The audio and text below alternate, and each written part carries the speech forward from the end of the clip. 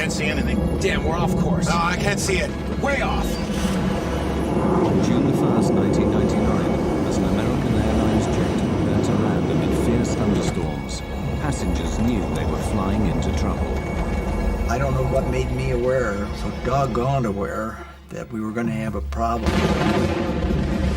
Oh, no! Within minutes, their worst fears would be realized. Other one! Another one! Another one! Another one!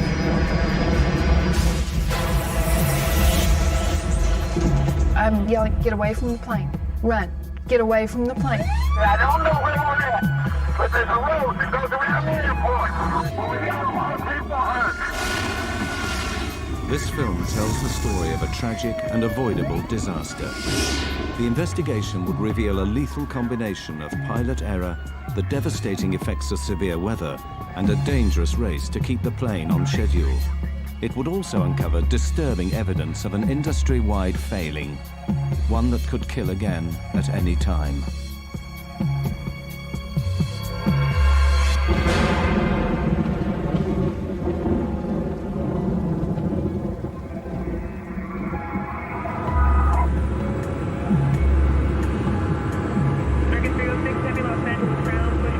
Despite reliable aircraft and extensive training, modern airlines and their crews face unprecedented pressures. Intense industry competition demands that the whole system, from the flight planners to the pilots, be efficient and on time. The stresses this can bring would play a vital role in the loss of Flight 1420.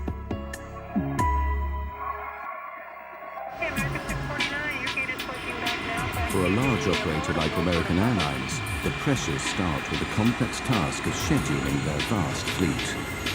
Dispatchers direct the planes around the world in a carefully choreographed dance.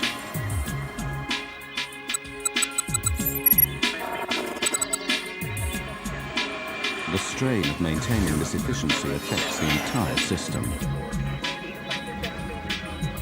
Of course, competition has become very intense, a lot of pressure on the dispatchers, pilots, flight attendants, and basically the whole infrastructure to accomplish the mission and make a dollar. Every effort is made to ensure that nothing disrupts these fragile schedules. But there is one variable that no airline can control: the weather.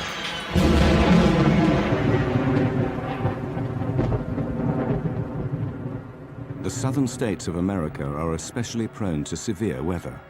Storms not only cause delays, but pose extreme dangers to commercial jets.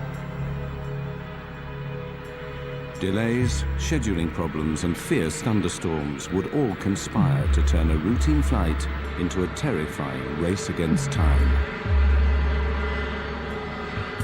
On June 1st, 1999, American Airlines Flight 1420 is running late. The movement of the storms, everything is sliding to the southeast. So yes, we do have a stormy evening headed our way. The delay of Flight 1420 put pressure on the pilots even before takeoff. The responsibility can fall on flight crews to keep a tight schedule on track. Dispatch, please. Yeah, it's Michael Aragon. Crews have strict legal limits on their duty time. The first officer warned the dispatcher that they were in danger of running out of time. Duty time limit at around 11:16. The flight had to take off in the next hour or be cancelled. The pilots also became aware of another pressure caused by deteriorating weather near their destination. Pilots had a weather briefing that they got before they departed Dallas-Fort Worth, which provided the forecasts, the weather alerts. The dispatcher and the captain preparing for the flight looked at the weather information and thought they could get to Little Rock before the thunderstorms impacted. The 139 passengers just wanted to get home. I was traveling with my son and my daughter. We were coming home from our vacation. It was my daughter's first flight. The plane was late and there were a lot of delays, of course. It was tiring, it was frustrating, it was late at night. They soon began to sense that Flight 1420 was racing against the weather. As they called for us to board the plane, they wanted us there and just to get on really quickly. Just get on, sit down, put your seatbelt on, we're going. They did mention that there was bad weather between us and Little Rock. They wanted to get ahead of the bad weather coming into Little Rock. Finally, over 2 hours behind schedule, Flight 1420 leaves Dallas. Unknown to the crew, the storms are already massing around Little Rock. 40 minutes later, 1420 is 100 miles from its destination. At this point, the voice recorder transcript reveals a calm and steady cockpit routine. American 1420, you gonna still want lower? So far, it's okay. So far, so good, ma'am. American 1420 will let you know. The first officer on American 1420 was a new hire. He had just recently completed training, and he had been paired on one of his first trips with this management captain. So now you had a very experienced pilot sitting in the left seat with the company, paired with a relatively new hire. Bushman and Origal are clearly relaxed as they plan their approach and landing. 25 for 24, set and armed. Think this stuff's gonna work out pretty well? Yeah, we're almost down to max landing weight. There's a moon out. Or a spaceship. Oh, it's the mothership. Center pump's coming off. All right. The pilots are keeping a close eye on the storms ahead. Onboard weather radar scans a cone-shaped area of sky in front of the plane. Potentially severe storms show up in red. There's your big what diddly. Yeah, we gotta get over there real quick.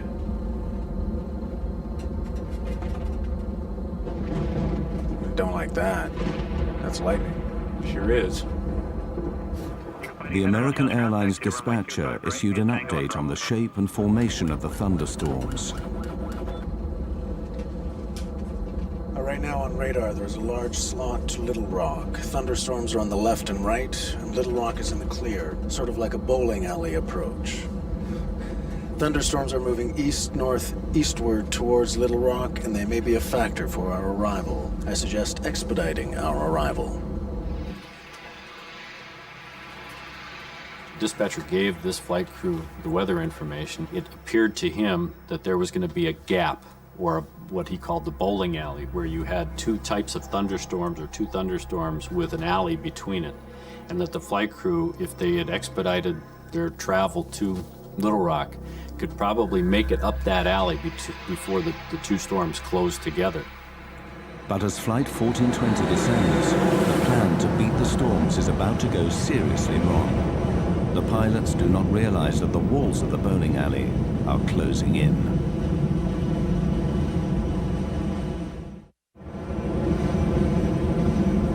The route flown by American Airlines Flight 1420 is flanked by treacherous thunderstorms, a corridor the pilots call the bowling alley. With 80 miles to go, the path to Little Rock still appears to be clear. This is the bowling alley right here. Yeah, I know. In fact, there are the city lights. Straight there. You want to go down? Not yet, but pretty soon. We're about 80 miles from the airport, and we started our descent toward it. Quite a light show on the side of the aircraft, and we're going to be passing that on our way to Little Rock. It's been a pleasure having you aboard our short flight, and I'd like to take this opportunity to thank you for flying American Airlines. The lightning seemed to be on both sides of the plane. It lit up the inside of the plane. Very quick, just kaboom type lightning, which was a little scary. There was quite a light show off to the left. Normally that doesn't get pointed out. If you go past the Grand Canyon, that gets pointed out, but not a lightning show.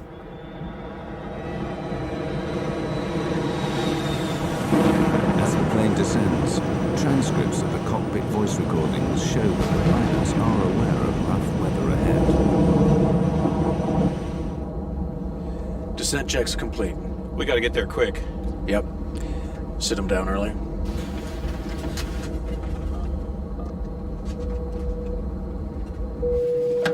Hello?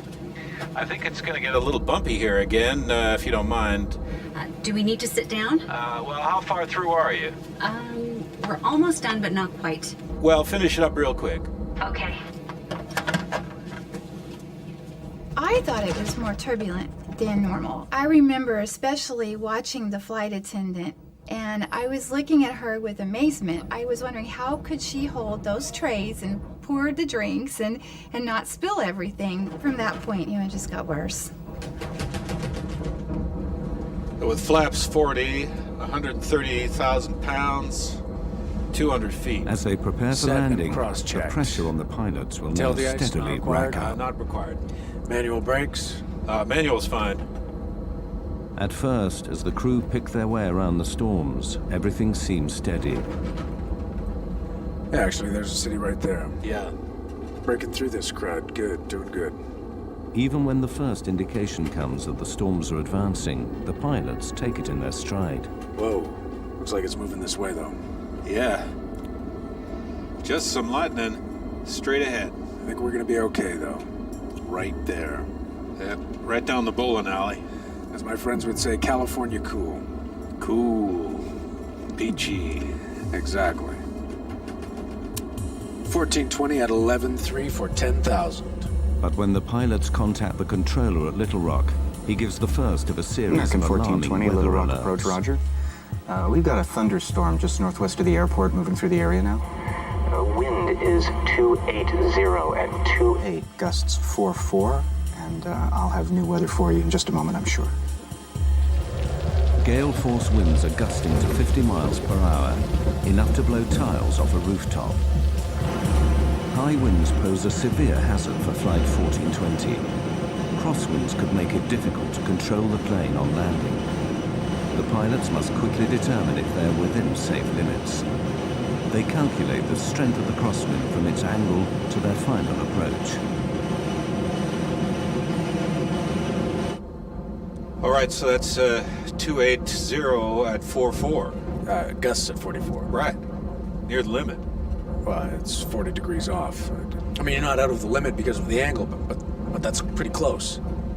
The crosswind limit for landing is 30 knots on a dry runway, but Bushman and Oracle now become confused about what happens if it rains. Well, 30 knots is the crosswind limitation, but see, 30 knots... That's well, dry. Wet. Yeah, dry. What's the wet? 20. It's 25. The discussion is never resolved, and the crosswinds will soon be gusting well over the limit. Flight attendants, prepare for landing, please. The pilot's attention now returns to the bad weather ahead. He said the storm was to the northwest of the field? You said northwest. Yeah. Lightning strike, you said storm. But the task of tracking the storms is made more difficult by the lack of sophisticated radar at Little Rock. American 1420, your equipment's a lot better than what I have. How's that final for 2-2 left looking? What's that? We can see the airport, but we can just barely make it out. We should be able to make 2-2. That storm is moving closer like your radar says. But it's a little farther off than you thought. The controllers are going, well, your radar is better than mine, so forth. The controller in this accident had a monochromatic, or basically almost a black and white set of a radar, and could not determine the intensities of the storm. Just 8 miles from the airport, the pilots now face another American key 1420, decision. roger. How Would you to just approach want to the show the runway visual through approach? bad weather. Controllers routinely ask pilots if they want to land visually, instead of relying on the airport's Electronic Instrument Landing System, or ILS. But a visual approach means they must be able to see the runway, and this is proving difficult. No, we can't really make it out right now. We're gonna have to stay with you as long as possible. Now, as the wind suddenly changes direction, the pilot's problems quickly mount up. And the wind's kind of kicked around a little bit right now. It's 330 at 11. Whoa. It's a little better than it was. Yeah, 330 is tailwind, though. The crew now face the problem of having the wind behind them when they land, greatly increasing the dangers of overshooting the runway. Then the controller calls in with more bad news. Right now, I have a wind shear alert. Wind Center shear is field- a sudden change of wind direction over a short distance. It is one of the most feared elements of a severe thunderstorm. To combat constantly shifting winds, the pilots are forced to throw away their previous approach plans and start again.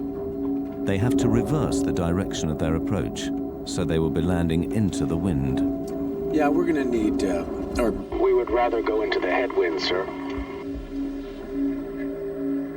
The pilot's decision to land in the opposite direction is a prudent move, but it will create serious problems. okay, right turn 250. The long way around? Yes, sir. You're a little close to the airport.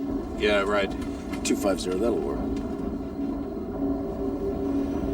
As the pilots turn to their new approach, the aircraft's weather radar, which scans in front of the plane, loses track of the thunderstorms.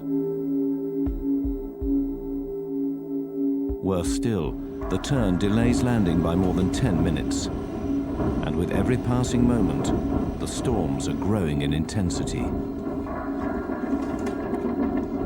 Runway 4 right, 111.3042. I think that was the airport below us. Yeah, right. Okay. Switching runways, 113. keeping track of the storms, 113.042, all add greatly 460 to the on pilot's decision heavy altitude. workload. Okay, 2217, glide slope, intercept all the way down. Missed approached, right turn to 4,000. Let's see, you got the airport, right? So Yeah, I don't have the airport. Well, I'm saying you've got the ILS. Yeah, I got the ILS. Airline pilots, they make their money when they're flying into bad weather. When the weather goes down, now all of a sudden the workload starts to increase because you have to factor in low clouds, rain, lightning, thunderstorms, wind. All of these elements start to bombard you the closer you get into the airport environment. American 1420, it appears we have a second part of this storm moving through. The wind now is 340 at 16, gust 34. With the storms worsening, the pilots need to make it to the airport as quickly as possible. You want to accept the short approach? Keep it tight. Yeah, but if you can see the runway, because I don't quite see it. Yeah, it's right there. All right. You see it? You just point me in the right direction. I'll start slowing down. Give me flaps 11. Damn, it's heading right over the field. American 1420, did you call me? We got the airport, but we're going right in between clouds. I think it's to my right, Off my 3 o'clock low, about 4 miles. American 1420, that's it. Do you want to shoot the visual approach, or you want to go out for the ILS? A visual approach will allow 1420 to reach the airport faster than one that depends on instruments. I can start the visual if we can do it. American 1420's cleared, visual approach, runway 4 right. If you lose it, need some help, let me know, please. But a visual approach means the pilots must keep the runway in sight at all times. The transcripts now reveal rising confusion on the flight deck as the captain struggles to fix the position of the airport. Okay, did you notice something? Did you see the airport there? Where? There, okay, right. You're on a base for it, okay? It's right there. Well, I'm on a base now? It's like a dog leg. We're coming in, and there it is, right there. I lost it. You're downwind of it. It's right there. Well, I still don't see it. Just vector me. I don't know. American 1420, monitor 118.7, runway 4 right, cleared to land. The wind now 330 at 21. 18.7 will monitor, American 1420, thanks. Cleared to land, runway 4. You see, See those red lights there. Now, what are they in relation to? There's the runway. There's 2 runways. Yeah, I know. See, we're losing it. I don't see how we can maintain visual. The pilots now have to abandon their direct visual approach and request help from Little Rock's instrument landing system. But this delays landing even further. Approach, American 1420. American 1420, yes, sir. Yeah, there's a cloud between us and the airport, and we've lost the field. We're on a vector. Well, basically, we're on the last vector you gave us. Which is like a dog leg, it looks like. American 1420, can you fly heading 220? I'll take you out for the ILS. This news footage shows the storm on the night of the crash. As heavy rain cuts visibility even further, Captain Bushman becomes frustrated. See, I hate droning around visual at night and weather without having any clue where we are. The thing that was really getting to me was I knew we were getting very low. I knew that the rain was not letting up and that we were being jolted around quite heavily. See how we're going right in the middle of this crap? Right. Approach American 1420. I know you're doing your best, sir, but we're getting really close to this storm, and we'll keep it really tight if we have to. The plane was rocking and rolling at that point. It was pretty doggone unstable. I don't know what made me aware, so doggone aware, that we were going to have a problem. I don't know what did that. As Flight 1420 lines up for final approach, they are heading straight into the heart of the thunderstorm. The crisis for the flight crew is about to get even worse.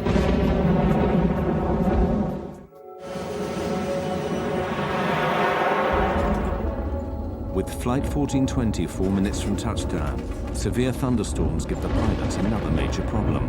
Blinding rain and thick cloud are obscuring the airfield. The visibility on the runway, known as RVR, is getting dangerously low.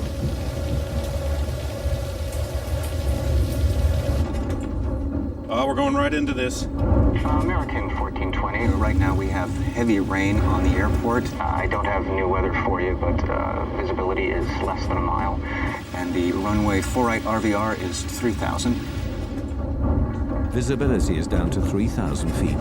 The pilots are unsure if it's safe to land. 3,000? Roger that, 3,000, American 1420. This is 4 right, correct? American 1420, that's correct, sir. And runway 4 right, clear to land. The wind's now 350 at 30, gusts 45. Can we land? 030 at 45, American 1420. 3,000 RVR, we can't land on that. No, 3,000 if what you do look we at... need? No, it's 2,400 RVR. Okay, right. Yeah, we're fine. All right. 15. Landing gear down. And lights, please.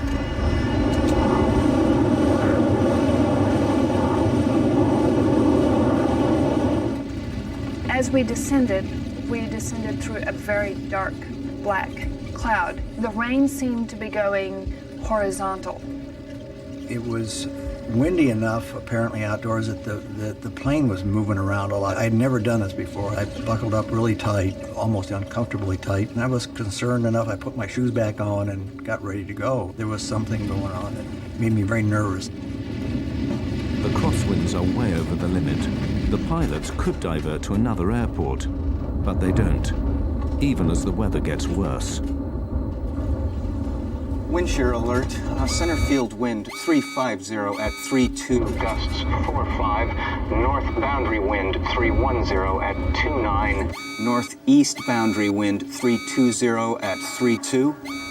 The jolts seemed to be much stronger than I'd ever felt. You could tell that the thunderheads were extremely close to the plane. I said words to the effect that if he tries to land in this weather, we'll crash. Flaps 28. Add 20. Then visibility falls drastically below the limit.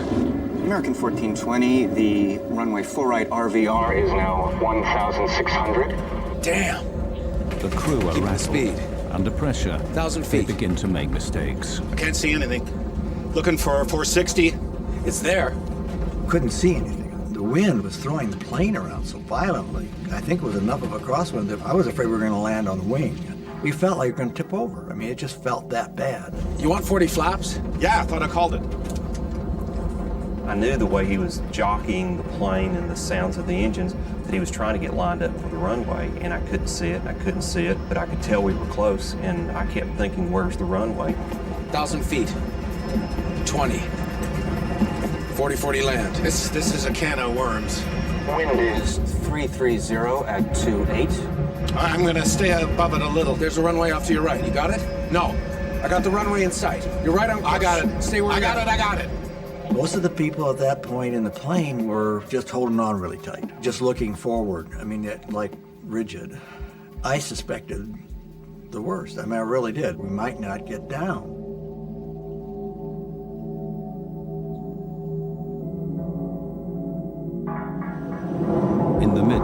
severe thunderstorms. Flight 1420 is about to land at Little Rock.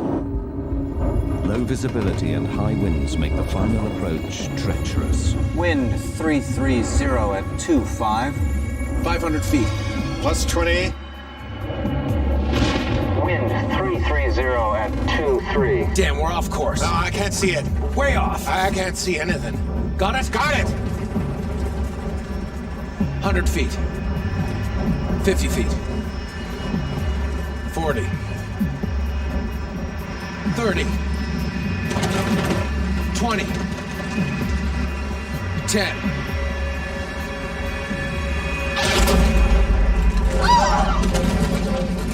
We hit the runway real hard. We didn't slow down. We're down. We're sliding. Oh, no. We were still going very, very, very fast. And at that point, I thought, we're dead. On the brakes!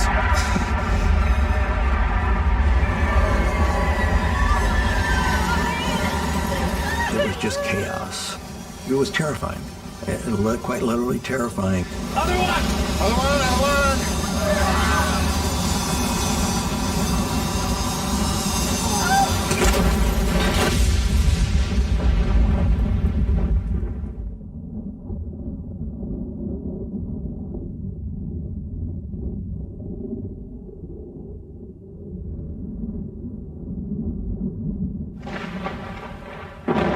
When the plane actually stopped, there was a moment of absolute, total silence. There was fire in front of me, and I could see debris, and it was silent. And I thought, oh my gosh, I'm dead. Well, I knew we were in deep trouble. You know, it's a process that started, and in some way it's got to end. It's going to end, and when it ends, how do I get out of here? Within those minutes, I heard a small scream, and I heard it get louder and louder and louder, like it was on a megaphone. And it hit me, that's my daughter. And it's like, oh, okay, we've got to get out of here. You know, we got to do something. The passengers struggled to get out before fire engulfed the cabin. I had a broken scapula, dislocated shoulder, and cracked ribs, and all sorts of stuff going on. But I didn't feel a thing. I just wanted to get out. I was not going to die in that thing. I got out of that plane probably in 10 seconds. It's like being in war. Go, go, go. I'm yelling, get away from the plane. Run. Get away from the plane. Go, go, go.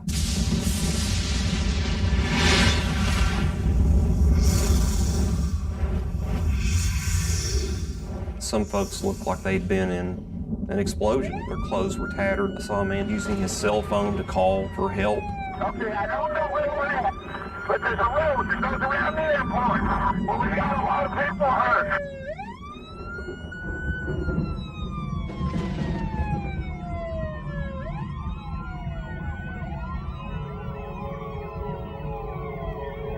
Traveling at over 100 miles an hour, the aircraft ran off the end of the runway, plowed down a 25-foot embankment, and slammed into a steel walkway. The plane was ripped into several pieces. The wreckage finally came to rest on the muddy banks of the Arkansas River.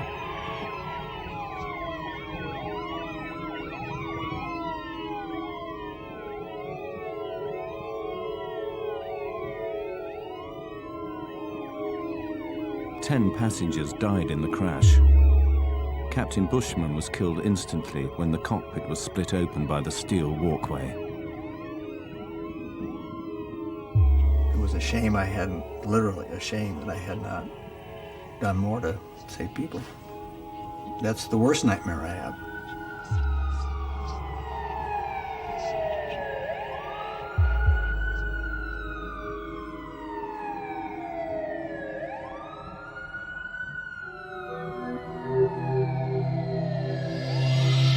The U.S. National Transportation Safety Board was immediately notified.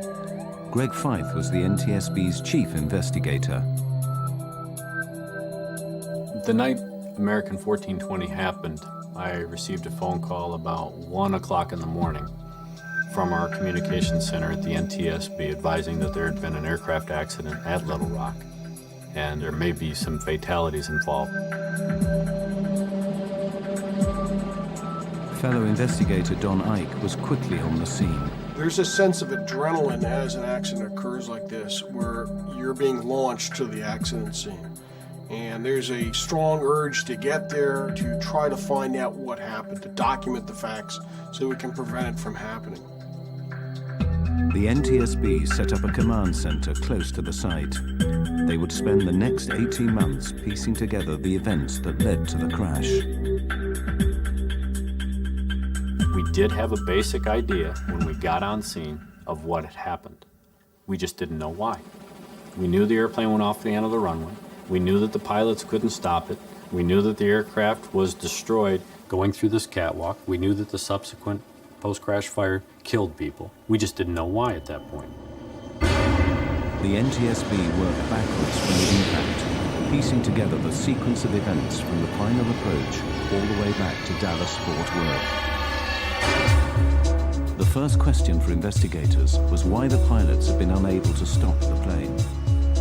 Analysis of the tire tracks left by the skidding plane showed a complete loss of control after touchdown.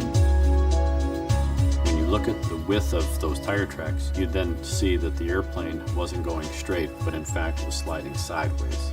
Here you have this machine that weighs 130, 140,000 pounds.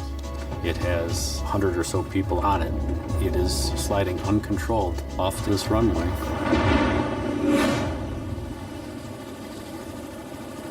Something had gone terribly wrong on landing, and investigators had to find out why. They questioned the survivors of Flight 1420, who would provide an extremely important clue.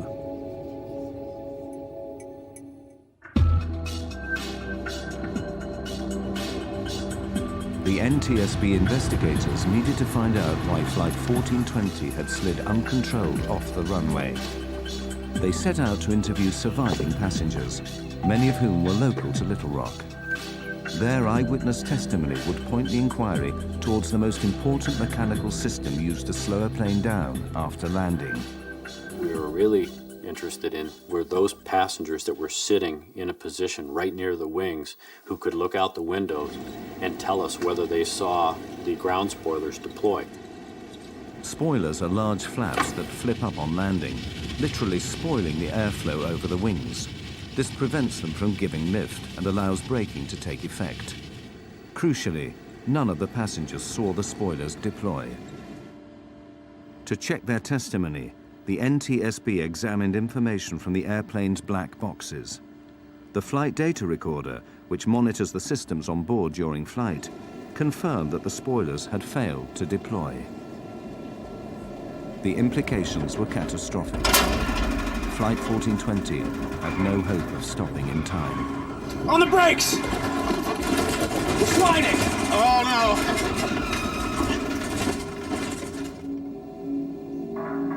So was the failure of the spoilers to deploy a mechanical problem? Or in the confusion of final approach, was it pilot error? To find out, the NTSB would make clever use of the cockpit voice recorder, we can see the airport, or but CVR. we can just barely make it out. You want 40 flaps? Yeah, I thought I called it.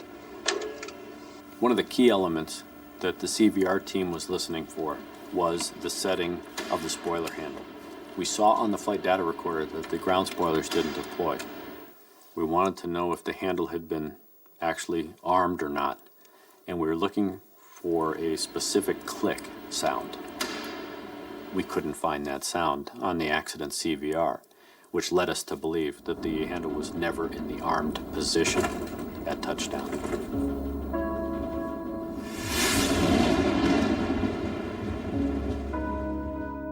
Intensely busy in the cockpit, the pilots simply forgot to arm the spoilers. Had they deployed, the MD-80 aircraft might have overshot the runway, but it would have stopped before hitting the catwalk. The pilots had made serious and ultimately fatal errors, but investigators wanted to know why. They suspected that pressures earlier in the flight led to these mistakes. They turned their attention to the weather.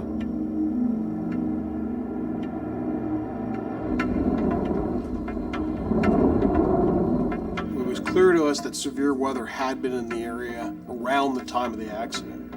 How it played a part was one of the things we had to try to discover. And putting the radar images in, the observations, trying to put it all together, would take weeks, of course, to get this information done. The NTSB wanted to know what role the weather had played in the crash, and had the pilots been fully aware of the dangers. See how we're going right in the middle of this crap? One of the concerns that all pilots have when they're trying to land an aircraft is, of course, making sure that the crosswinds that they may experience don't exceed the capabilities of either themselves or the aircraft. The wind's now 350 at 30, gusts 45. Can we land? This particular flight crew had a limitation, not imposed by themselves, but imposed by the company, and that was that they were not allowed to exceed a 10-knot crosswind on a wet runway. Crosswind limits are clearly stated in the operating manual. The crew of 1420 were flying beyond regulation limits. This is a can of worms. There's a runway off to your right. You got it? No. The effect of the winds can be seen in this NTSB animation, showing the captain's desperate last maneuvers. Winds definitely impacted the flight. If you look at the animation, you'll see him fighting the winds. Definitely not good. We're down. On the brakes. Other one. But when you start talking about a wet runway, thunderstorms, not good. But were the pilots of 1420 aware of the hazards posed by the severe weather?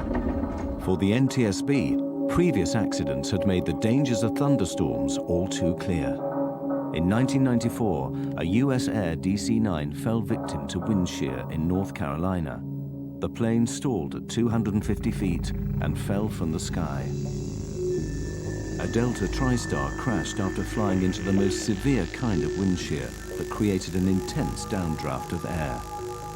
So, should the crew of 1420 have aborted the approach? There's the runway. There's two runways. Yeah, I know. See, we're losing it. I don't see how we can maintain visual. This NTSB weather animation overlays the path of the aircraft with ground radar images of the storm. Bushman and Origal landed in lightning, torrential rain and hail, and the crosswinds gusting well over the limit. Based on the information that we had from ground-based weather radar, the flight crew of 1420 should have been seeing the majority of that storm. They would have been seeing the leading edge going green, rapidly changing the yellow to bright red. Can't see anything. Looking for 460. As they progressed towards Little Rock, they started to paint the bad weather not only on their onboard radar, but they could see out the window lightning. And one of the key statements that this captain made, which basically summarized the entire flight, was the captain saying, I hate droning around visual at night and weather without having any clue where we are. I hate droning around at night when I don't know where I am. That was such a key statement. It was at that point, by an experienced 10,000-hour captain, that he should have abandoned the approach going into Little Rock and either gone to his alternate or made his way back to Dallas. But to make a statement like that and then continue an approach to an airport where you have a thunderstorm in progress over the airport is a recipe for disaster.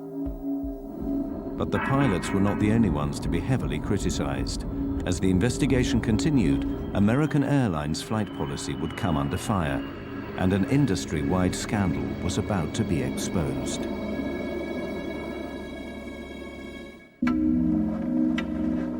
For months after the crash of Flight 1420, the NTSB dug deeper into the circumstances surrounding the accident. The question was, who would take responsibility?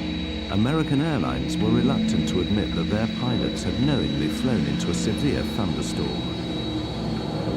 Initially, they tried to pin the blame on the controller at Little Rock. Americans started legal action against the authorities responsible for airport controllers. Americans' lawyers claimed that the crew of Flight 1420 had not been given all the current weather information. American 1420, your equipment's a lot better than what I have. How's that final for 22 left looking? But after interviewing the controller at Little Rock, investigators were unconvinced. It's highly unlikely that the flight crew wasn't sufficiently informed about the nature of the weather and the severity of the weather, not only en route, but of course, during the course of the landing at Little Rock. The focus turned back on the pilots. Lawyers representing the passengers were determined to get American Airlines to accept liability for the crash. I mean, it is about money in a way, because you want to make them pay. Because I saw the letters that they would write back to my lawyer, minimizing what we had been through, minimizing my daughter's burns, cuts, the psychological effects it had on my son at age 15, and my daughter and me, and just minimizing everything. So you want to find a way to hurt him. Renee Solomons and many other survivors attended the NTSB public hearings held in Little Rock 8 months after the disaster. With the captain dead, the co-pilot was the first to testify. As we went off the end of the runway, I could see the runway lights coming up, and I knew we were going off the end of the runway. I couldn't see anything in front of us, and all I thought was the gear would collapse, and we would continue to slide. It's got to be okay. And then all of a sudden, I felt the impact. Well, I followed it as close as I could. You bet. I mean, I wanted to know what happened. I went to all of the NTSB hearings. I was outraged. I was mad. For me, they didn't ask him the right questions. You know, I wanted to ask him, what were you thinking? Why did you all play chicken with our lives? The co-pilot's testimony was highly controversial. In his account of the final moments of the flight, he claimed to have told the captain to abort the approach, otherwise known as a go-around. Who can call for abandoning the approach? Either pilot. Did you call for a go-around at any time? Yes, sir, I did. It sounds like, after reviewing the tape, you can definitely hear the go and the around. It seems like he talked at the same time I did, and I looked over at him, and he brought the airplane back on course. However, when NTSB specialists studied the cockpit voice tapes, they couldn't hear this statement. Damn, we're off course. No, I can't see it. Way off. Even though he stood by that statement, we could never validate it. That led to a controversial finding because we weren't really sure if that took place or not. The NTSB asked tough questions of the co-pilot, but was American Airlines training also at fault? Greg Fythe put an American Airlines manager on the stand. What were the company rules for pilots flying near thunderstorms? When asked the question, he basically responded that he just didn't want his pilots flying into that type of weather. Our pilots are forbidden to enter or depart a terminal area blanketed by thunderstorms. To the NTSB, this policy simply wasn't clear-cut enough. Well, that's a very subjective call for a pilot. Pilots need boundaries. You have to set limits. If there's convective activity, that is thunderstorm activity, it's within 5 nautical miles of the airport. There's lightning, there's wind shear. Don't go there.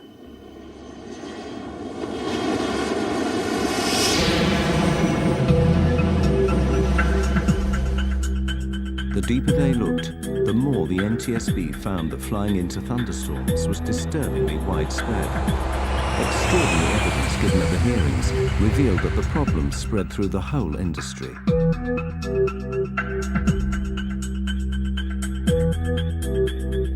Expert analysts from MIT spent weeks recording the flight paths of planes landing at Dallas-Fort Worth. They waited for thunderstorms and watched how pilots reacted.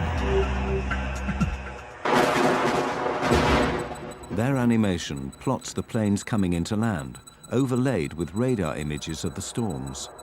Anything yellow or orange is a potentially severe thunderstorm.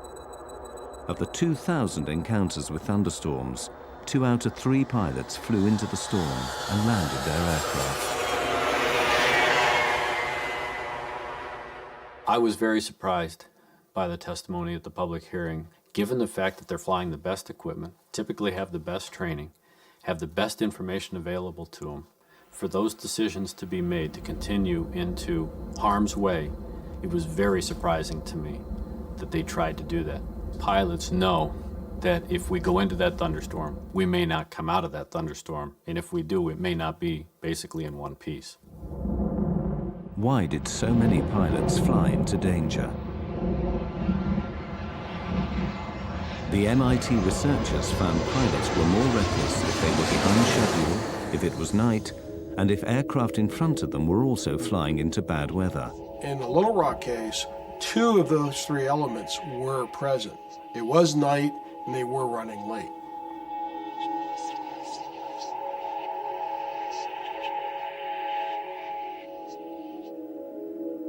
The MIT investigation was chilling evidence that the crash at Little Rock was part of a much wider problem. We're not seeing a major improvement, put it bluntly. There's a limited time for training. Weather was a significant part that set up the stage of this accident. We do not condone any operation to be conducted in such weather. It is a known severe weather hazard, and it should have been suspended, no operation. Ironically, it also emerged that new technology may be partly to blame for bad decision-making. We're desensitizing pilots. We're putting weather radar on board aircraft. We're putting wind shear detection systems on airplanes. Most of these systems only react when you're in the hazard. That time, it may be too late. But the root causes behind the crash of 1420 went even deeper. Why were the pilots so determined to land? Greg Feith found the answer back at Dallas-Fort Worth, before the flight even left the ground. There he found signs of a deadly condition in aviation known as get-there-itis. There may have been a sense of get-there-itis. The flight crew knew that they were pushing their 14-hour duty day. It had been a long duty day. The airport's right there. Let's try it. Let's see if we can accomplish the mission. Pilots are goal-oriented. We're mission-oriented. We will stick our nose in there to try and see if we can accomplish the mission. Sometimes we will accomplish that mission, but sometimes we get too far into it that we can't bail out. We don't have any more options, and bad things happen. For Flight 1420, the pressures of get-there-itis sparked a fatal series of mistakes I can't and see anything. misjudgments. Looking for 460. At the end of a long It's day, there. rushing to beat the storms and get the 140 passengers flaps? to their destination. Yeah, I thought I called The crew of Flight 1420 made the basic mistake that cost 11 people their lives. They forgot to arm the spoilers. They were so busy trying to get the plane on the ground that they forgot to do what they needed to do. They didn't have time to do it. After the accident, American Airlines revised their checklist procedures. Both pilots must now confirm that the spoilers are armed, ready for landing. In October 2001, the NTSB published their report. They concluded that the 2 main causes of the crash were first, the decision to land in a thunderstorm, and second, the pilot's failure to arm the spoilers. American Airlines declined to take part in this film or comment on the findings.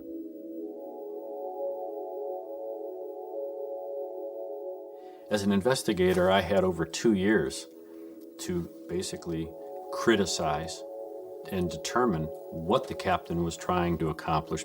That particular captain had seconds to make decisions based on the information he was getting. And while it's unfair for an ex-investigator like myself to start pointing the finger, I wasn't there. I blame them, but I'm not angry per se at them. I don't waste my time with anger on them. They'd got nothing but flack. You can understand it, but I can't understand a person, wanting to kill himself either. We've been out and visited his grave at the Air Force Academy 3 times, and the guy just got caught up in a bad situation. I mean, been there, done that.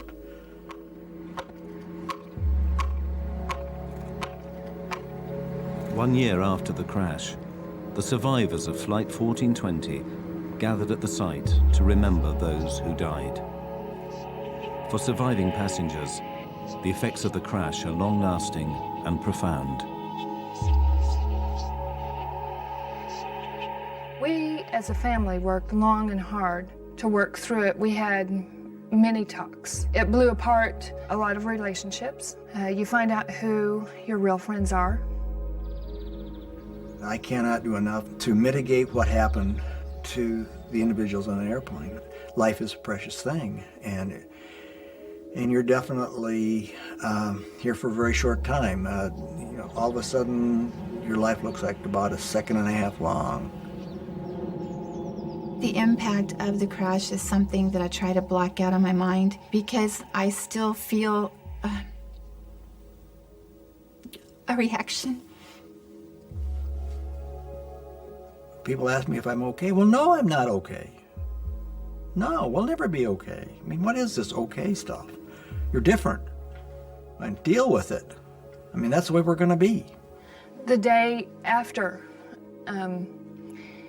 it happened, when Adam and I were in the hospital in Samantha, Adam and I got up and we looked out the window and we just couldn't believe that life went on. We just couldn't believe cars were driving and it was sunny and life went on, you know, because for us, life stopped.